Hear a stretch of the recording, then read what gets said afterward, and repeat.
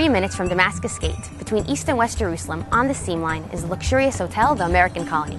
This used to be the gathering point of a Christian group here in Jerusalem and is today an oasis of neutrality here in the Middle East. The structure itself was built in the 19th century by an Ottoman Pasha, a rich man from the Husseini family, who built this building for him and his 4 wives. 1 quarter for himself, and each wife got 2 quarters, one for winter and one for summer.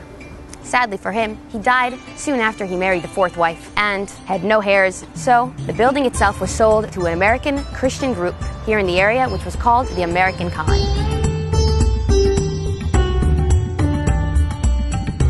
For the people of the American Colony, well, it all begins in the 19th century in Chicago with the Spafford family, a Christian Presbyterian couple that went through a series of tragedies, like the Great Fire of Chicago in 1871, the drowning of their 4 daughters, and the death of their son in a plague. They decided to leave the church and create a unique, utopian Christian group that would live and mimic the ways of the ancient Christians lived here in Jerusalem. They, together with a small group, came to Jerusalem, but then once the group grew, they needed a bigger quarters, and they bought this location here. Because they weren't missionary groups, and because they worked in a lot of charity organizations, both the Ottomans and the minorities here in the area respected them, liked them, and saw them as a very neutral group. Years later, the British Baron Ustinov wanted to host his guests here in Jerusalem. He wasn't satisfied with the Ottoman accommodation, and so he asked the American Colony to accommodate his guests.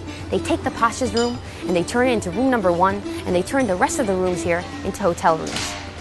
Throughout history, different historical figures stayed here in the hotel, from Winston Churchill to Lawrence of Arabia, and from Bob Dylan to Richard Gere.